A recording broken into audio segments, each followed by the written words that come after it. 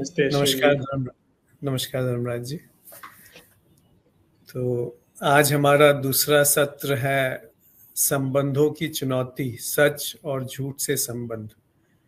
तो पिछले सत्र में काफ़ी इसमें विस्तार से बात हुई थी कि व्यवहारिक तौर से ज़्यादा बात हुई थी कि संबंध में या सच क्या होता है, झूठ क्या होता है, और किस धरातल पे हम मानते हैं कि सच बोलना उपयोगी है और किस धरातल पे हम अपने आप को कन्विंस कर लेते हैं कि हाँ, हम झूठ बोल रहे हैं तो उसमें कोई बुराई की बात नहीं है, क्योंकि वो किसी की भलाई के लिए बोला गया झूठ है।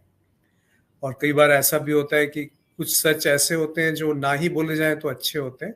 जैसे कि आप किसी लंगड़े को बोलेंगे कि ओ लंगड़े इधर आ, तो वो कहा जाता है कि प्रिय जो है वो बोलो, सच सच बोलो, और प्रिय जो है वही सच बोलो, बाकी चुप रहो। या झूठ का सहारा भी कई बार लिया जा सकता है। जैसे डॉक्टर है, वो भी कई बार पेशेंट को बताते नहीं है कि तुम मरने वाले हो, उसको थोड़ा घुमा फिरा करके वो बात कह दी जाती है। इसी तरीके से और भी कई सिचुएशंस आती हैं कि हम झूठ का सहारा ले लेते हैं। ये तो एक जो, अगर हम इसको थोड़ा और गहराई से धर्मराज जी इसमें उतरना चाहें, ये तो सतही बातें हो गई कि बोलने की बात को हम सच और झूठ के तराजू में तोल रहे हैं कि हम सच बोल रहे हैं और या झूठ कह रहे हैं, और वो भी हमारी मान्यताओं, समाज के द्वारा या किसी और द्वारा निर्धारित करी जा सकती है, जिसपे हमें कोई कोई ऐसा मापदंड नहीं है जिसके हम आधार पे कह सकें कि ये सच है या झूठ है। किसी अलग परिस्थिति में वही बात झूठ हो जाएगी और किसी परिस्थिति में वो बात सच हो जाएगी।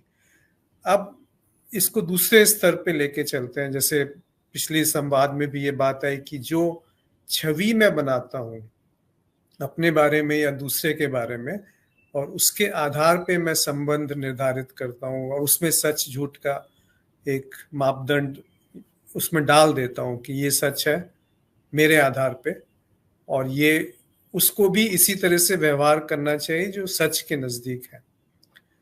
तो बात उठती है कि मैं जो ये छवि बना रहा हूं, क्या वो क्या धरातल है, क्या वो सच है? तो उस धरातल पे आप अगर कुछ प्रकाश डालना चाहें, उस धरातल पे आप मान गए कि समाज की जो मान्यता है उसको सच झूठ में विभाजन जो होता है वो बहुत औपचारिक है, तो हम अपनी तरफ दृष्टि डालना चाहते हैं कि मेरी अंतरात्मा की आवाज है, क्या वहां पे कुछ सच है, या जो शास्त्रों में लिखा है वो सच है, या मैं कभी सच को जान भी सकता हूं, या सच हमेशा अनजान ही रहेगा, अज्ञानी अज्ञेय रहेगा? तो इस पे थोड़ा प्रकाश डालना चाहें। जी साधु। अनजाने ही एक बड़ा महत्वपूर्ण विषय हमारे हाथ लग गया है अश्विन जी, और इस पे जितनी गंभीरता से संवाद हो सकता है उतना होना चाहिए। आप देखें कि जैसा आप हम साथ में देख ही रहे हैं कि जो कन्वेंशनल सच होता है वो कोई बहुत गहरे वैध नहीं होता है। वो हमारे सामाजिक नियमों के द्वारा निर्धारित होता है और उसमें बहुत सारे फ्लॉज भी हो सकते हैं। एक चीज जो अभी सच लगती है, थोड़ा और गहरे जाए तो वो झूठ लगती है। जैसे इस बड़े से बड़े जो विभाजन हैं, बड़े विभाजन, राष्ट्रीय विभाजन है, तो हम कहते हैं कि हमारी जमीन यहाँ तक है, ये सच है। दूसरा कहता है कि नहीं, आपकी जमीन यहाँ तक नहीं है, आप झूठ बोल रहे हैं। और आप इस सच और झूठ के लिए जंग हो जाती है, लाखों करोड़ों लोग मारे जाते हैं। कोई व्यक्ति कहता है कि ईश्वर साकार है, दूसरा कहता है ईश्वर निराकार है।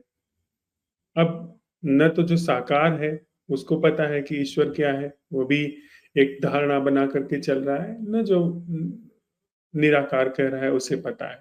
जिसे पता हो जाता है या जिसको सच में इसके विषय में गहरी अंतर्दृष्टि हो जाती है, उसका जीवन कुछ और हो जाता है। पर जंग हो जाती है मान्यताओं के आधार पर, तुम झूठ बोल रहे हो, ईश्वर ऐसा नहीं है, जो मैं कह रहा हूं वो सच है।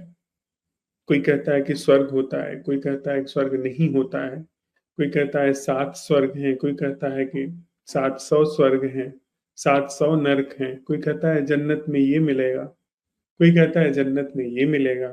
ऐसी बातें जो सच और झूठ के आप देख सकते हैं कि अनगिनत तल हैं।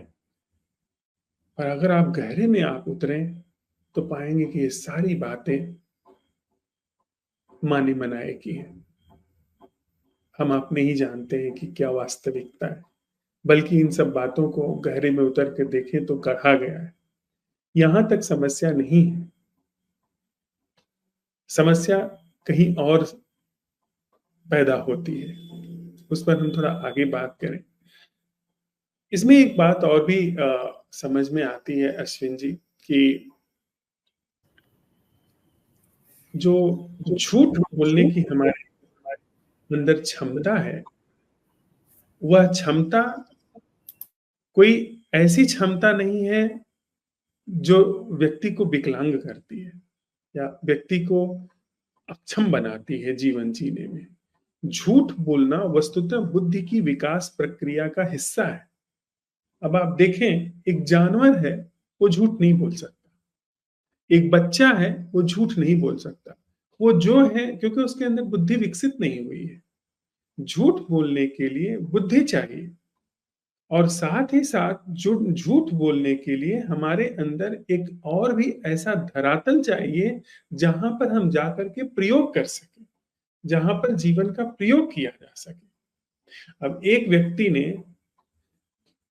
पहिया बनाया, तो पहिया बनाने से पहले वह उस पहिया बनाने की जो पूरी संरचना है, उसको सीधे सीधे प्रयोग थोड़ी किया होगा कि उसने सीधे सीधे लकड़ी काट दी होगी गोल आकार में, उसके बीच में छेद कर दिया होगा, उसमें धुरी डाल दी होगी और उससे पहिया घुमाने लगा। उस धरातल पर उसने सीधे काम नहीं किया होगा। उसने पहले किसी एक धरातल पर पूरी कार्य योजना बनाई होगी। वहीं से हमारे अंदर बुद्धि विकसित हुई है, वहीं से हमारे अंदर ये चित्त विकसित हुआ है, जो कि हमारे लिए, हम इंसानों के लिए बहुत सहयोगी संस्था है कि एक ऐसा धरातल मिला जो कि असल नहीं है, जो कि वास्तविक नहीं है, लेकिन उस धरातल पर कार्य योजना पूरी की पूरी बनाई जा सकती है। जब इंसान ने आग या पहिए का आविष्कार किया, जब चाकू छुरी बनाना शुरू किया होगा, तो उसने इन सब चीजों को व्यवस्थित करने के लिए एक ऐसे धरातल की मांग की होगी, अपने भीतर प्यास पैदा हुई होगी, अपने अंदर उसके एक जरूरत पैदा हुई होगी, जो जहां पर ये कार्य योजना तैयार की जा सके। वहां से व्यक्ति के अंदर कोई एक हिस्सा सक्रिय हुआ होगा जिसने एक ख्याली धरातल पैदा किया। ठीक है, वहीं से बुद्धि विकसित होना शुरू हुई कि आप पहिए का पूरी कार्य योजना सोचते हैं कि नहीं, चौकोर बनाने पे इस लकड़ी को ऐसे काटेंगे, चलाकर देखेंगे तो वो नहीं चल पाएगी। उसको फिर चारों तरफ से उसके कोर जो है छील देंगे तो एक पहिए का आकार ले लेगी, तब वो आगे बढ़ेगी। अब व्यक्ति प्रयोग करता है, उसको देखता है कि ऐसे नहीं हुआ, उसको रिकॉर्ड करता है, अनुभव करता है, उस रिकॉर्ड से फिर वो कार्य योजना बनाता है, कार्य योजना बना करके फिर उसको अप्लाई करता है। फिर धीरे धीरे उस लकड़ी के कोर छीलते छीलते वो पहिया बनाने में सक्षम हो जाता है। ये बुद्धि है। अच्छा, अब ये जो पूरी प्रक्रिया है, इसने पहला काम किया है कि उसने जो असल का धरातल है, उसके विकल्प में एक धरातल पैदा किया, जो कि झूठ है। तो अब आप देखें, झूठ जो है वो बुद्धि के विकास की प्रक्रिया में आया है। अगर कोई व्यक्ति झूठ नहीं बोल सकता, तो उसके पास कोई या तो बुद्धि नहीं होगी, या तो फिर वो बुद्ध पुरुष होगा, या तो एकदम बुद्धिहीन होगा, या तो फिर वो बुद्धि के पार जा चुका होगा। लेकिन बुद्धि के पार जाने के पहले वो पूरी बुद्धि की प्रक्रिया को समझना बहुत आवश्यक है। अन्यथा यह पूरी जो संरचना है, वो एक ऐसे आयाम को नहीं उघाड़ पाएगी जो कि प्रकृति से और पदार्थ से पूर्व है, पहले है।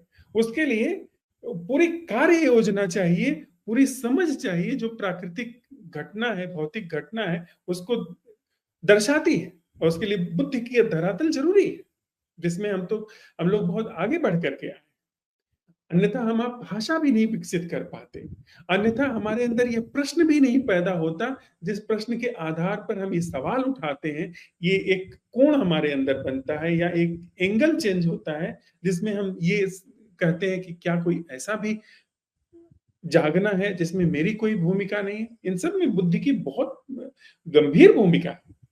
पर अब बात आती है कि यह जो झूठ बोलने की प्रक्रिया है या जो ये आभासीय प्रक्रिया है, ये हमको आज कंप्यूटर तक तो ले आई है।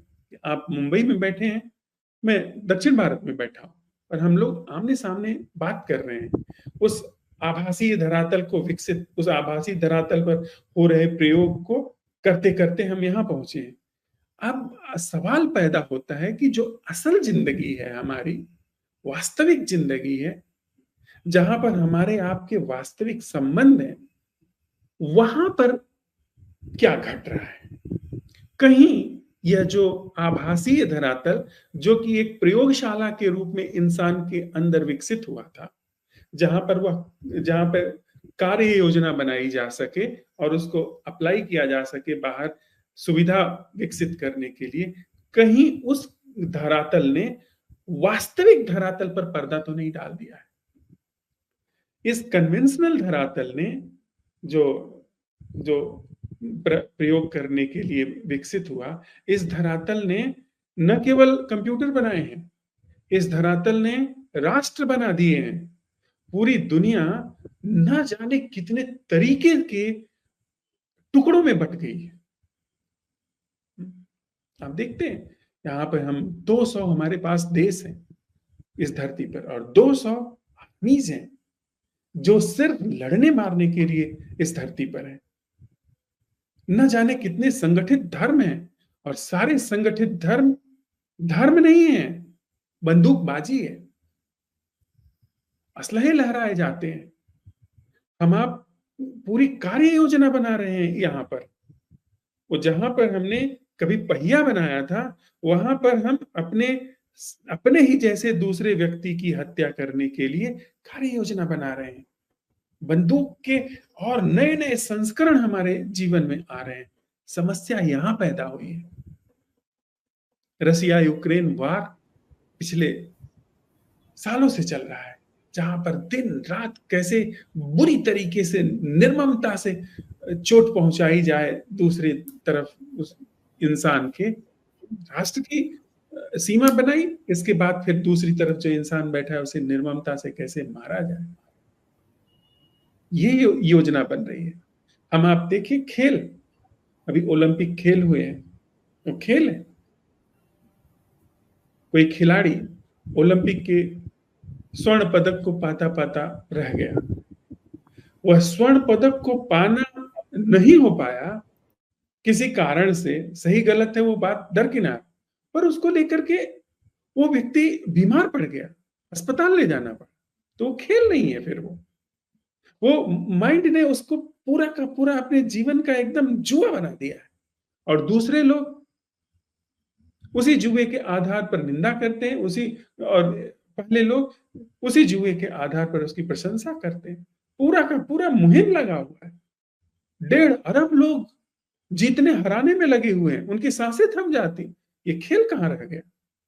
तो जहां पर इस आभासीय धरातल पर कुछ सुंदर से खेल बन जाने चाहिए थे, वहां पर जुआ बन गया है, जंगे हो रही है।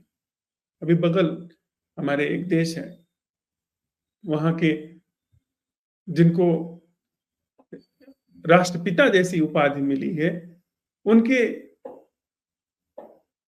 सिर पर चढ़ करके लोग अपमान कर रहे हैं, मलमूत्र त्याग कर रहे हैं।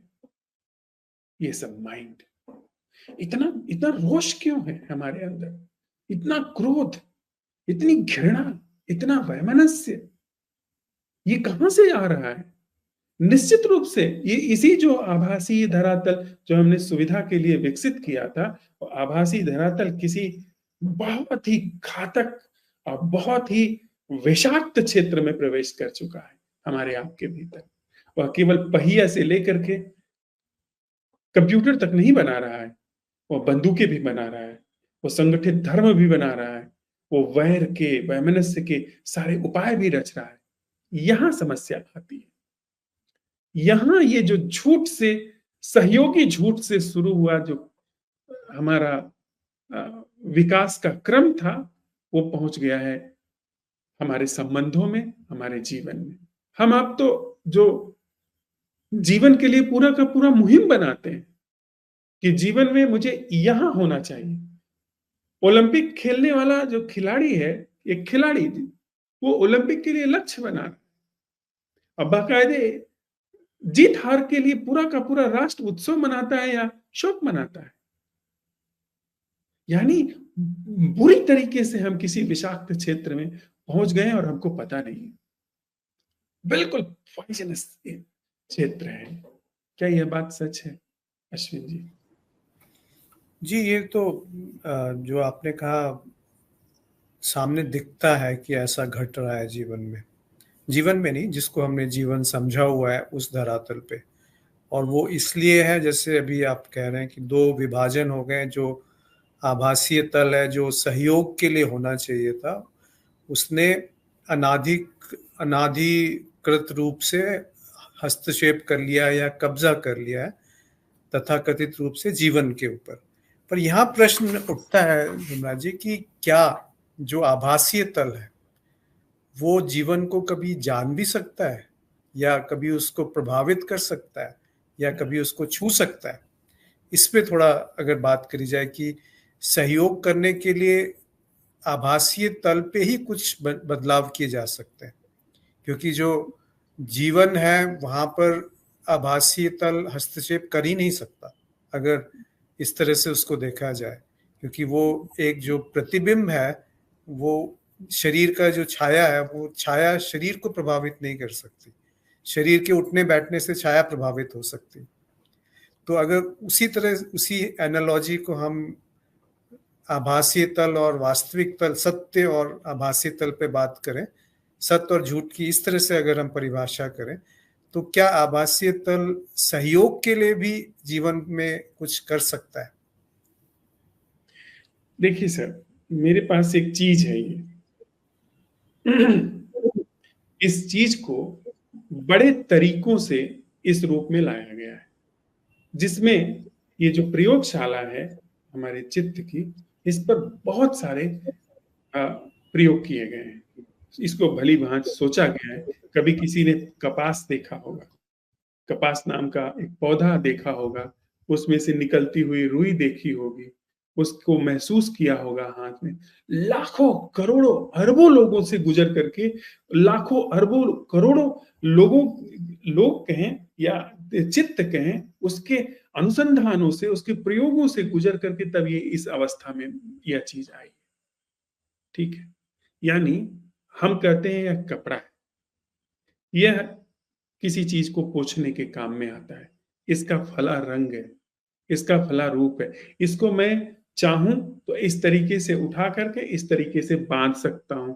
इसको मैं चाहूं तो अपने सिर पे बांध सकता हूं, इसको चाहूं तो मैं अपने गले से भी बांध करके कुछ अनहित कर सकता हूं अपना, और इसको चाहूं तो मैं किसी का आंसू भी पोंछ सकता हूं। यानी इसको अल्टर किया जा सकता है। पर यह क्या है? हम लाखों साल से इसको अल्टर करने में समर्थ हैं। इसका यह रंग रूप, यह कैसे बुनाई हुई है, कैसे इसमें सिलाई हुई है, कैसे इसको सॉफ्ट बनाया गया है, इन क्या क्या उपयोग हो सकता है, उसमें हम आप बहुत कुछ कर सकते हैं, बहुत प्रगति की है। पर यह क्या है? और जब इसका अगर मुझे उपयोग नहीं करना है तो इसके साथ मेरा क्या संबंध है, इस घटना के साथ, उसको क्या मैं जान सकता हूं? ये एजेंसी जिसका नाम है बुद्धि, ये प्रयोगशाला, क्या इस चीज को जान सकती है, या यह प्रयोगशाला सिर्फ इस चीज के बारे में जानती है? इसको टेढ़ा कर सकती है, मेढ़ा कर सकती है, पर वास्तव में यह क्या है, असल में इसका होना क्या है, क्या उसको इस बुद्धि से जाना जा सकता है? जी नहीं, उसकी लक्षण, उसके गुण, उसकी उपयोगिता को जाना जा सकता है, पर वो क्या है वो नहीं जाना जा सकता। ये बात तो स्पष्ट है। और जब तक जब तक हमारे संबंध उपयोगिता के आधार पर देखे जा रहे हैं, यानी इस एजेंसी के द्वारा जो कि चीजों की उपयोगिता तय करती है, यह प्रयोगशाला जो कि बहुत तरीके से चीजों को छिन्न भिन्न कर सकती है, जोड़ सकती है, घुमा सकती है, जैसे हमने अपने संबंधों को घुमाया है कि आज हम अमीर होते हैं, कल हम गरीब हो जाते हैं, आज हम बड़े होते हैं, कल छोटे हो जाते हैं, आज अपमानित होते हैं, कल मानिंद हो जाते हैं।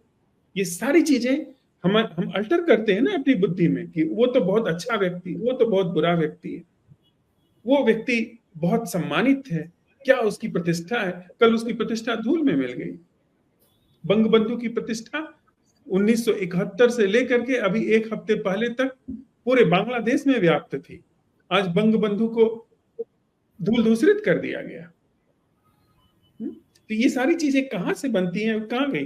वो वास्तव में क्या इंसान था? जब तक उस धरातल पर हम नहीं उतरते जो कि जीवन का वास्तविक धरातल है, तब तक हम कैसे संबंधित हो सकते हैं? अगर मैं सिर्फ आपके नाम को जानता, हम आप मिले हैं, हम आप एक मंच पे साथ में हैं, हम आप कुछ विचार शेयर करते हैं, सिर्फ उतने तल तक मैं आपको आपका होना समझता हूं, इसका मतलब यहां और वहां से कोई संबंध है ही नहीं।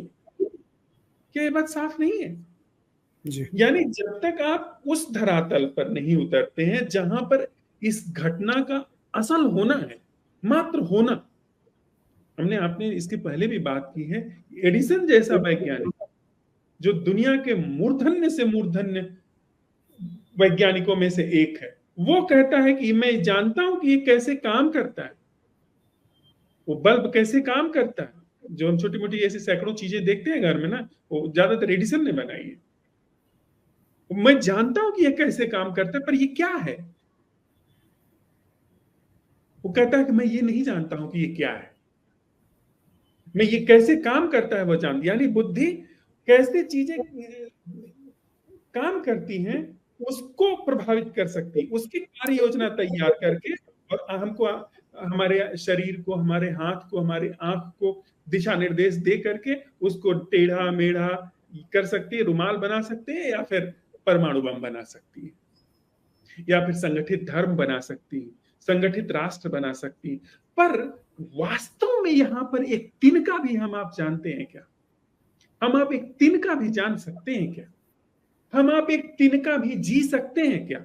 ये एजेंसी जहां पर सारी कार्य योजना बनी है, इस एजेंसी में तिनका भर भी जीवन जिया जा सकता है, या सिर्फ कार्य योजना ही बनाई जा सकती है? और कार्य योजना के बहुत मजबूत